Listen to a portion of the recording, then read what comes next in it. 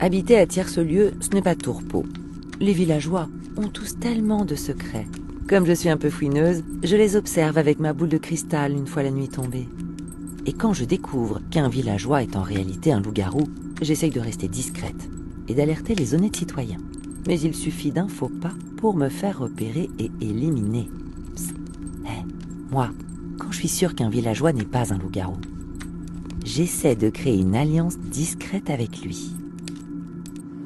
Bon, je vais pas vous mentir, être villageois sur le papier, ça fait pas toujours rêver. Mais au moins, pendant que les autres se réveillent la nuit, moi je dors à point fermé. Et vous savez ce qu'on dit, la nuit porte conseil. C'est donc prouvé, je suis forcément le meilleur stratège du jeu. Après, si je peux avoir un pouvoir à la prochaine partie, je dis pas non. Et à Tierce-Lieu, on est tous un petit peu à cran. Du coup, j'évite d'attirer l'attention en criant trop vite au loup. Et vous ? Moi, je suis une petite fille très curieuse. La nuit, quand tout le monde dort dans le village, je me lève discrètement et je regarde ce qui se passe par la fenêtre. Et du coup, moi j'ai vu les loups-garous.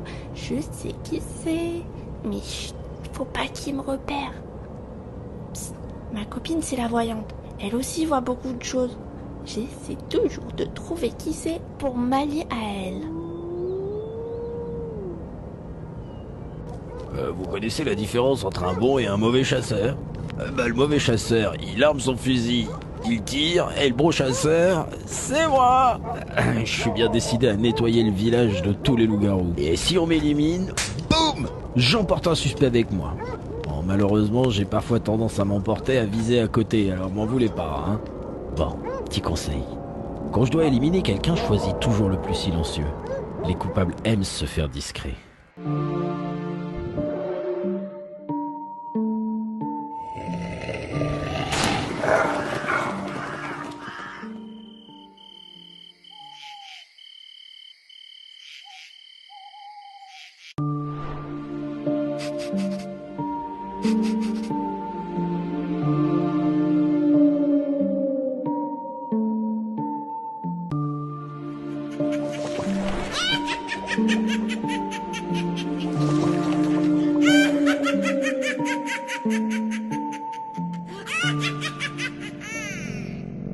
Moi, ce qui me plaît, c'est de les voir assis, les yeux fermés et sourire bêtement, à l'affût du moindre bruit. Parfois, j'aimerais même dévorer le maître du jeu, voir un autre loup-garou. J'y peux rien si mes alliés sont si appétissants. En tout cas, ça me donne faim tout ça. Y a pas un petit villageois dans le coin ? Il va bientôt faire jour, il faut que je me dépêche. Psst, au fait, petit conseil, au moment du vote, moi j'accuse l'autre loup-garou. Et vous ?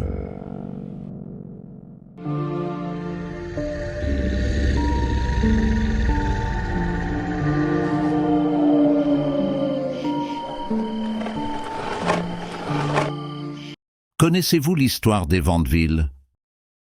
Monsieur Vandeville, père de Madison Vandeville, avait une passion pour les phénomènes paranormaux, dont l'invocation d'esprits, notamment depuis le décès de sa fille unique Madison. Dans le but de lui rendre hommage, il décide d'organiser une soirée-jeu en famille, le 31 octobre. Mais rien ne se déroule comme prévu. Êtes-vous prêt à vivre l'histoire de la famille Vandeville à travers une partie d'un loup-garou ?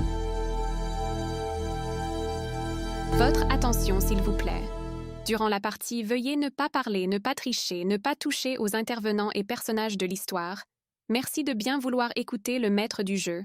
Respectez les consignes. En cas de peur, vous pouvez retrouver des membres de l'équipe du staff Squad Game en t-shirt blanc.